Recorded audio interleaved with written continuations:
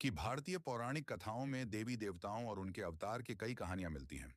प्रत्येक कहानियां एक विशिष्ट उद्देश्य के लिए तक भक्तों को कहानी के रूप में पाठ पढ़ा जा सके। हालांकि अधिकांश देवी देवताओं की कहानियां मनोरंजक और हम कहानियों से रूबरू कराती हैं, वहीं पड़े हों और आखिर ही ऐसे ही यह कहानी की कहानी शिव और शक्ति के मिलन की कहानी। दर्शकों को हमारे चैनल पर आप सबका स्वागत और इस अद्भुत यात्रा हिस्सा बनने के लिए हमारे साथ जुड़े रहें। ये उन दिनों की कहानी भगवान ब्रह्मा ने पृथ्वी को करने के लिए अपने पुत्र दक्ष प्रजापति को सौंपा, तो माता पिता और उन्हें अपनी संतान के रूप में जन्म लेने का अनुरोध किया। इस प्रकार पराशक्ति ने दक्ष के घर में अतिथि के रूप में शुक्र दिया। दक्ष की पुत्री के रूप में उन्हें दक्षिण के नाम से भी जाना जाता है। दक्ष के द्वारा देवी को मानव जन्म लेने के लिए ब्रह्मा जी की योजना थी कि शिव को विनम्र भक्ति से प्रसन्न न करें और उसे विवाह करें। यदि भगवान शिव भक्त बन गई, भगवान शिव के हृदय को जीतने के लिए सती ने अपने पिता के महल की दास्ता को त्याग दिया और जंगल में तप करने गईं। वहां उन्होंने तपस्या की और शिव की आराधना की। कठोर तपस्या थी कि उन्होंने धीरे धीरे भोजन खाकर दिन बिताने लगा। फिर उन्होंने उनकी तपस्या, उनकी भक्ति की सीमा को महसूस करते हुए उनके सामने प्रकट होने का फैसला किया और इच्छा को स्वीकार करते हुए वह अपने दुल्हन के रूप में लेने के लिए तैयार हो गए और फिर अपने महलों की प्रतीक्षा कर रही थी। अश्लील बनाएंगे और उन्हें अपने साथ ले जाएंगे। हालांकि स्थिति के अभिमानी पिता दक्ष इस घटना से खुश नहीं थे। वह तथा विष्णु के भक्त थे और इस बात को सहन नहीं कर सकते थे कि उनके पति नेता बेटी की शादी से हो रही थी। व्यक्ति सोचता था उसकी पुत्री के लिए योग्य पात्र नहीं, परंतु जो भी हो, यदि विवाह करने के अपने निर्णय पर अटल थी और उनके पति बन गई और अपने पति भगवान शिव के साथ रहने के लिए कैलाश चलिए। शादी के तुरंत बाद अपने महल में भव्य आयोजन किया, जहां उन्होंने सभी राजाओं, राजकुमारियों, देवी देवताओं को आमंत्रित किया था। उन्होंने प्रतिवर्ष शुरू करने का फैसला किया। अभी भी अपने पुत्र से नाखुश थे और उन्होंने शेप और तीनों का अपमान करने की योजना बनाई। कैलाश में के बारे में जानने के प्रति उनके साथ जाने के लिए शिव ने अपनी इच्छाओं से जाने की आज्ञा देने से इनकार कर दिया, परंतु ने इस कार्यक्रम में भाग लेने के लिए प्रेरित किया और एक ही व्रत चल पड़े।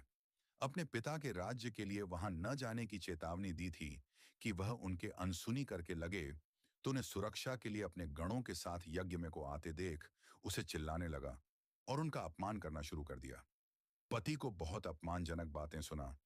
दक्षिणी स्पष्ट किया था कि उनका और उनके पति का कभी यहां पर स्वागत होगा। सती ने अपने पिता के साथ विनम्रता से बापने की कोशिश की और उन्हें यह कहा कि सिर्फ एक अद्भुत पति और उनकी शादी कितने खुशहाल हैं।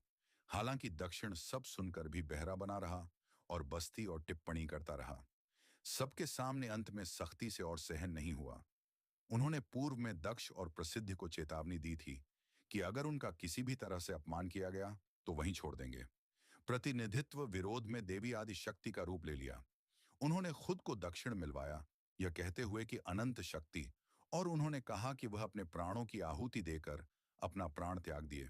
उन्होंने दत्त तो यह शादी ब्याह कि दशांश उनके पति भगवान शिव द्वारा ही होगा। इस प्रकार उन्होंने पवित्र अग्नि में प्रवेश किया और अपना मानव जीवन समाप्त कर दिया। वहां कैलाश की जब भगवान शिव को यह बात पता चला, तो कोशिश पूरी तरह से नाराज हो गए और रुद्र के रूप में बदल गए। रे हर तरफ सब कुछ जला देते हैं और सब जगह बंजर भूमि में प्रस्तुत शुरू करते हैं। बैंक तांडव नृत्य करते हुए उन्होंने अपनी जगह लें और उसे जमीन पर पटक दिया। उस जटा से वीरभद्र उत्पन्न न हो, जो चिप का विनाशकारी अवतार था। इधर बहुत भयानक तथा उसके हाथ और प्रत्येक हाथ में हथियार थे। तब प्रभु से जटा से भद्रकाली की उत्पत्ति हुई, जो सर्वर श्रीदेवी का एक प्रचंड और बेहद भयानक अवतार थी। वीरभद्र भद्रकाली एक युगल थे, जो सृष्टि में सब कुछ नष्ट करने के लिए मिलकर काम करते थे। उनकी सहायता प्रदान करने के लिए 8 अन्य देवियों की भी उत्पत्ति हुई, जैसे चामुंडा, ईशानी, मूल्यवृद्ध, भद्र काली, कत्यायनी, वैष्णवी, त्वरिता। वीरभद्र ने दक्ष का नाश कर दिया। उनका गला पाठ वीरभद्र व्यक्ति सेनाओं, देवताओं, संतों और अन्य सभी लोगों को वहां गिरा दिया है कि यह भयावह बिलासपुरी राजा, यह जिसके बाद शिव ने अंकिता फिर से जीवित कर दिया, मार दिया गया था, यहां तक कि उन्हें जीवन दान दिया। इस व्यक्ति को बकरी के दूध की करुणा कृपा आखिर में बदल गए और भगवान शिव ने सती के वियोग से पूरी तरह से टूट गए थे। उन्होंने जले हुए शरीर को अपने कंधे पर ले लिया और पत्नी भी उसके साथ दुनिया भर घूमते रहे हैं। संगीत में एक कथा के अनुसार विष्णु ने अपने सुदर्शन चक्र से सती के शरीर को 51 टुकड़ों में काट दिया। उन्होंने उनमें से प्रत्येक का नाम शक्तिपीठ रखा। सुदर्शन चक्र से काटने पर व्यक्ति के शरीर के टुकड़े भारत के विभिन्न हिस्सों में गिर गए। इनमें से प्रत्येक शरीर के अंगों में सर्वोच्च देवी आदि प्रशिक्षक अव्यवस्थित सिर्फ ने कई सालों बाद अपने अस्तित्व को फिर से जाना और वे भगवान भैरव के रूप में अवतरित हुए ताकि इन सभी शक्तिपीठों की रक्षा और संरक्षण का एक बड़ा कार्य पूरा कर सके। इस कार्य को सफलतापूर्वक पूरा करने के बाद जाति का पुनर्जन्म पार्वती के रूप में हुआ, जो पर्वतों के राजा हिमवान और उनकी पत्नी लीलावती की बेटी थी। बचपन से पार्वती शिव को प्यार करने और उनकी पूजा करने के लिए समर्पित थे। वृक्ष समय आने पर उन्होंने फिर से शिक्षा विभाग तो दर्शकों के शिव और शक्ति की अद्भुत कहानी। अगर आपको यह वीडियो पसंद आया प्लीज लाइक करें और हमारे चैनल को सब्सक्राइब करें और बेल आइकन को क्लिक करें। धन्यवाद है।